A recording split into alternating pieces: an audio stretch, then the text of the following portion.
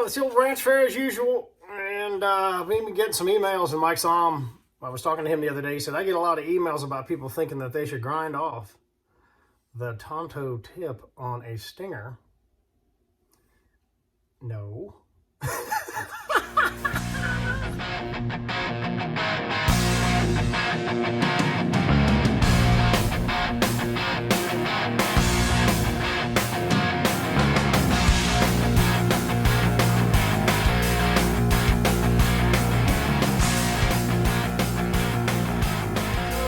If you're shooting a double bevel broadhead or single bevel broadhead, I have a video on my thoughts on Tanto tip maintenance on single bevel broadheads, and here's a picture of that thumbnail. You can go to this channel called The Ranch Fairy. Of course, you're on there right now, and you can go see that and see my thoughts on that. Those thoughts are going to be duplicated here, but I need to cover a couple of things because I've gotten a lot of emails. I just recently got an email. Some guy said, hey man, I got them Stinger 150s. And I wouldn't, 150. I mean, just go ahead and shoot the adult ones. Hey boy, I got them old Stinger 150s that you recommended. Now what I'm gonna do is put that thing in the sharpener. I'm gonna grind that tip off. It's all squared up and got blades on the front and stuff. And I was like, wow.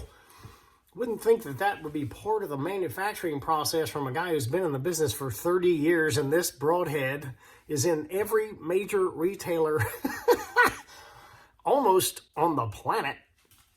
And you'd think if a really pointy tip like that would be good, he would put a really pointy tip on there, but no. That Tanto tip, he actually has a patent on that, and it is designed to increase the structural integrity of the Stinger blade. Just so, in case you're poking around, you're not taking my advice to shoot the Stinger or shoot the old, the foamer. Okay? If you're not going to take my advice and shoot the Stinger or the foamer, if you see a broadhead that's long and narrow like this, you know, longer profile, not short and foamery like the foamer, and you see one that goes to a very fine pointed tip and it's very even, avoid. You do whatever the heck you do. You, this is America, got the alphabet people and all that. You do you. But the reason Mike Somm put that tip on there is to increase the structural integrity of that blade so it won't fold over and stuff if you hit something hard. And animals have bones everywhere. They're all the same. Mouse to pachyderm, God, being a super genius, has basically built them all the same. Just little tiny ones in mice and giant ones in pachyderms. There's not really that much difference. Rib cages and shoulder blades and all that are about the same. So, don't forget to, that was Mike Somm calling right there. Sorry, Mike, I'll call you back. Don't grind it off. So you get you a sharpener like this is the KME self-aligning sharpener. Go look that up on this thing called the internet. That's apparently is going to be around for a while. KME's well established. That's a great tool for sharpening broadheads. Okay, I'm going to divide this broadhead in pieces just to make sure you understand what I'm talking about. So you need, with your sharpener, to get this section. Let's get something fun. Knife with a bone handle. The section from right there, right where that Tanto tip starts, all the way to the bottom, that thing needs to be razor sharp. Okay? I have sharpening videos on this. The Hunting Public and I did it. Here to there, razor sharp. The Tanto tip, you can either put it, it's really hard to get it in one of these clamps and put it on a sharpener. So what you should do is, I would get either a whetstone or, hang on,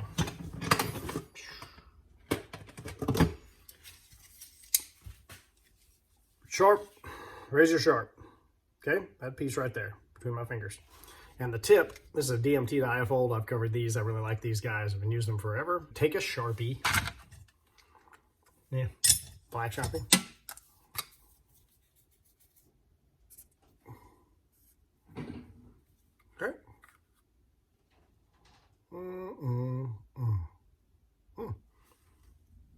Sharpie the tip. Take your, and this is going to be your guide. This is going to tell you if you're hitting plumb. You're going to be able to see it, okay? And just push away a little bit with a fine stone. You could do this on a wet stone, whatever you got laying around. You could even get one of them Lansky's, the piece that actually goes in the rods. It goes up and down. A lot of people have those Lansky sharpeners, and use one of the stones for that. And just sharpen off the Sharpie on the tip, okay? Now, don't get to hogging on it too much because you'll freak yourself out if you move the point. All you want is that, this is a working part of the broadhead. You want it to hang in your nail. So I can't get it, it's hanging right there, okay? It's biting into my thumbnail. That little piece, it's like a little pretty sharp hatchet that does the initial work, because you cannot control what it's going to hit, and the worst thing you can hit is a bone pretty centered, and if it was real long and pointy points, it's going to fall over, so that's bad. We already covered that. And if it's just sharp enough to hang a nail, it's going to cut tissue, it's going to cut skin and tissue and all that very simply, and then the back half goes to work. So this is almost like a little protector. There's two things. It's protecting the blade from folding over, and it increases the structural integrity because that angle's a little bit steeper. And secondarily, this is like an axe for chopping. It chops in, and once this thing touches, it's sharp and it's going to rip through. So don't grind the tip off, and that's how you sharpen the Tanto tip on the old Stinger. Now, I'll use a bloody one. This one that isn't as cool looking. The old Hornet's already pretty plumb. I mean, it's just the way it lays out. You can sharpen it all the way out. It's got a little bit of a Tanto tip on the front, but it's pretty much a square unit all the way to the tip. You can do the same process when you're sharpening it if it doesn't sharpen all the way to the tip, and then just touch up the last little section up here. Okay, you can touch that up. That's not in focus. There you go. You can touch that up. But in my experience, I've been able to use a jig like the KME self-aligning sharpener, pull the blades out, and sharpen it all the way out, and it'll be fine. Just because it's already got a pretty steep angled profile. It's nice and angled. It's not as long and skinny as the old Stinger. They're both awesome. And that's how you maintain Tanto tip. Hang a thumbnail. You know, if you shoot through a deer, get your 600 grainer, adult arrow, and for the first time in your life, you see an arrow go right through a deer, and the deer doesn't react and runs over about 35 yards and falls over, and you say, wow. Woo! I've never seen that happen before. Yeah, that's because you're shooting no flap. Arrows flying sideways, did a banana, and got about 5 inches of penetration. You wound them to death and chase them around with the dogs and stuff.